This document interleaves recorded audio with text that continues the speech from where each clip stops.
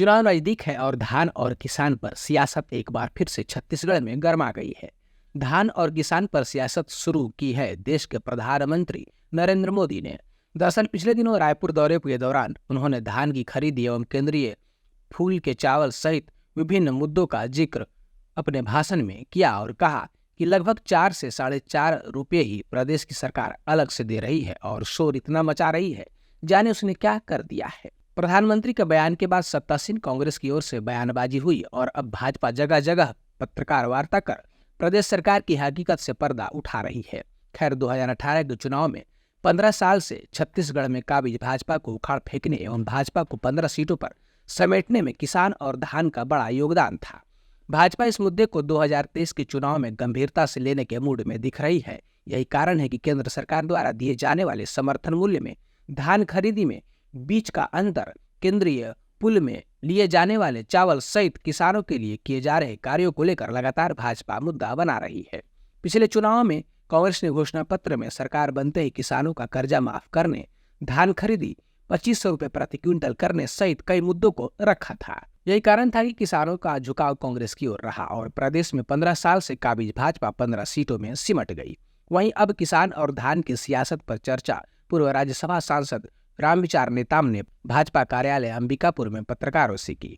उन्होंने धान खरीदी के मामले में राज्य सरकार को घेरा है, साथ ही प्रोजेक्टर के माध्यम से आंकड़ों का बखान किया है। दरअसल पूर्व राज्यसभा सांसद रामविचार नेताम का आरोप है कि केंद्र सरकार के द्वारा एफसीआई के माध्यम से 80% चावल की खरीदी की जा रही है और इसका झूठ का श्रेय छत्तीसगढ़ सरकार ले रही है, साथ ही किसानों को भी गुमराह करने में लगी हुई है। वहीं छत्तीसगढ़ सरकार के द्वारा किसानों के बोनस में भी कटौती की जा रही है। अब रोज हम सड़के में रहेंगे तो बाकी काम भी तो और भी तो हम लोग कर रहे हैं। भाई आए तो थे, एयरपोर्ट का उद्घाटन करना भी चाहते थे, केंद्र की योजना है। पैसा दिया जा रहा है, उससे किसान इतना परेशान है, इतना दुखी है। उनका कहना कि भाई इससे अच्छा तो मत दो, और देने ही हो तो एक साथ दो, एक मुश्त दो। अगर मैं तो यही मांग करता हूं कि अगर उन्हें बोनस देना ही है तो केंद्र की सरकार के द्वारा जो एमएसपी के माध्यम से जो खरीदी कराया जा रहा है उसी के साथ आप सीधे उसमें चढ़ा के दो ना, क्यों नहीं दे रहे। और आज किसान जो है दर दर भटक रहे हैं, उनका धान का जो मूल्य है वो खरीदी का पैसा भी किसानों का समय पे बैंक के माध्यम से नहीं मिल रहा है। तो किसानों के लिए क्या होगा? किसानों के लिए जब हम इतनी लड़ाई लड़ रहे हैं तो किसानों के हित में हमारी केंद्र सरकार लगातार हर साल जो है उन्हें एमएसपी बढ़ाने का काम कर रही है। उनके लिए बेहतर एफसीआई के माध्यम से धान का चाहे चावल खरीदी की बात हो, चाहे गेहूं खरीदी की बात हो, इसके लिए भी हर साल हम एमएसपी के माध्यम से किसानों से हम धान उपार्जित करवा रहे हैं।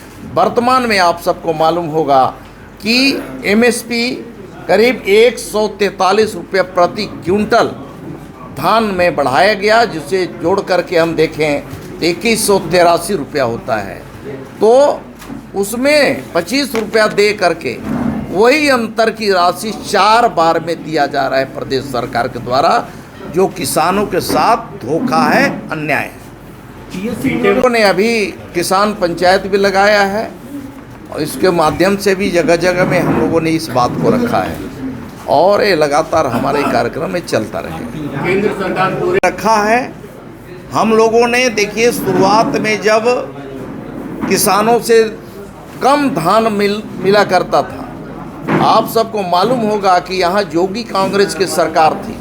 वो सरकार धान लेने में कितना कोताही बरती, कितना अन्याय किया। किसानों का धान को पानी में डुबा करके उसका आकलन किया जाता था कि कितना इसमें खखरी है, कितने इसमें बदरा है, और अच्छा धान को भी उस समय की सरकार नहीं ले रही थी। वर्तमान में भी ये सरकार किसानों के साथ अन्याय करते हुए किसानों का रकबा को घटाया गया, जानबूझ करके रकबा घटा करके किसानों का धान को लेने से मना किया गया।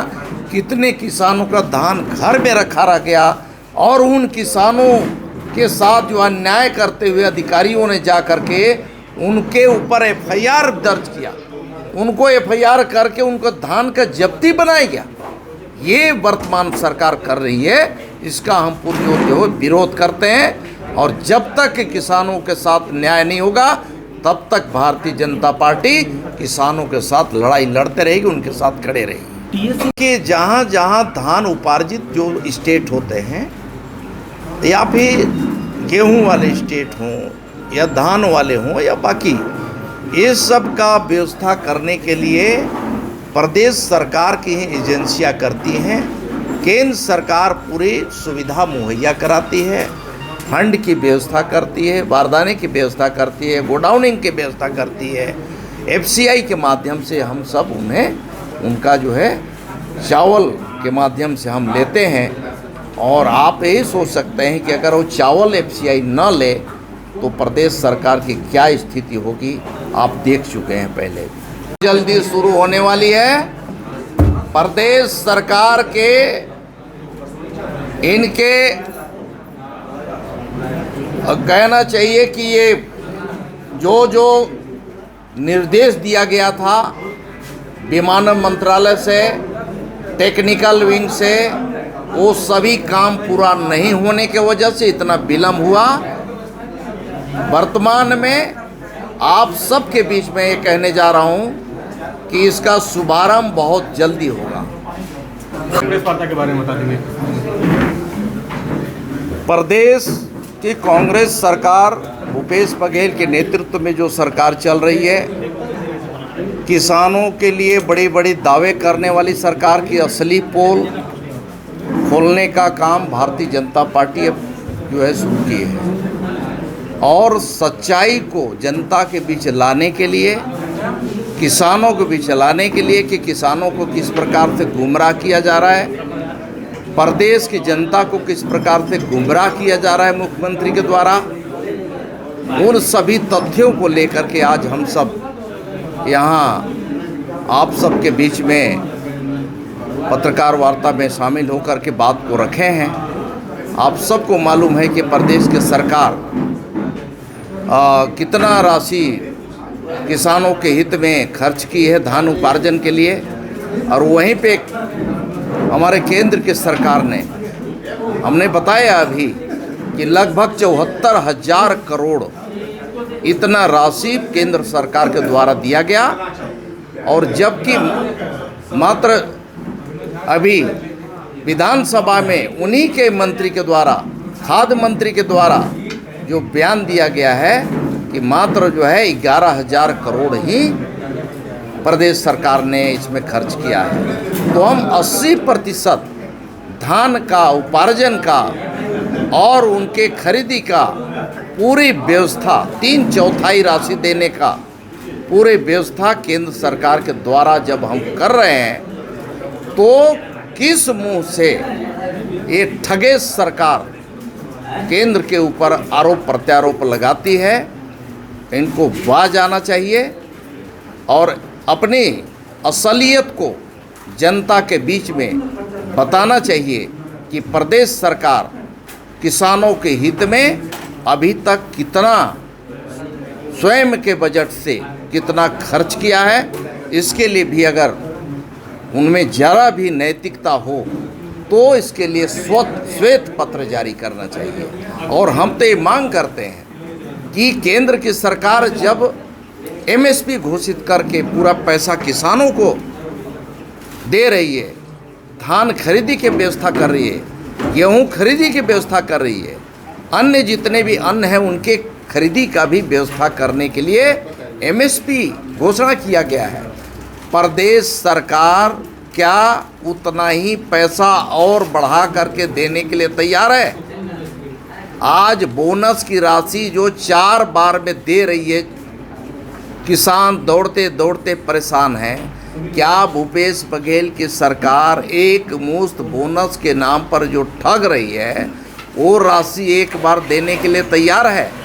क्या मुख्यमंत्री जी जो 55% किसानों को सम्मान निधि दे पा रहे हैं, क्या किसानों को धोखा नहीं दे रहे हैं?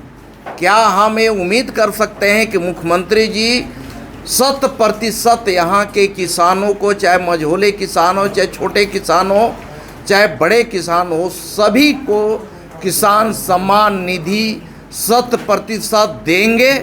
ये मेरा प्रश्न है। सक्रियता इस प्रकार क्यों नहीं दिखी जैसी अभी क्यों दिख रही है? हम लोगों ने इसके पहले भी किसानों के मुद्दे को लेकर के हम लोगों ने बड़े बड़े आंदोलन छेड़ा है, और अभी भी हम लोगों ने किसान पंचायत है, महापंचायत है, प्रदेश भर में है, लगातार हमारी सक्रियता बनी हुई है। अब कभी कभार जो है कहीं आंदोलन जब होता है तो लगता है कि यहाँ कम रहा या यहाँ ज़्यादा रहा, उस आंकड़े में मत जाइए। हमारी भारतीय जनता पार्टी पूरे सक्रियता के साथ सभी जगहों में किसानों के हित में हम लगातार लड़ाई लड़ रहे हैं और आगे भी लड़ाई लड़ते रहेंगे जब तक उन्हें सही न्याय नहीं मिलेगा, उन्हें सही ढंग से उनका उपार्जित जो भी अन्न है उनका सही खरीदी नहीं होगा।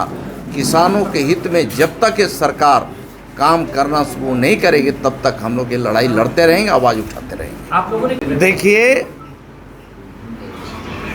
कांग्रेस की सरकार ने जिस प्रकार से घोषणा पत्र बनाने के पहले एक कमेटी बनाई थी सरकार बनने के पहले, और उसके अध्यक्ष टीएस सिंहदेव थे, एक भी उसमें से किसी भी घोषणा का सही ढंग से क्रियान्वयन नहीं हुआ, पालन नहीं हुआ। इससे नाराज होकर के टीएस सिंहदेव जी उन्हें रिजाइन करना पड़ा या फिर इस समिति में शामिल होने से उन्होंने मना कर दिया।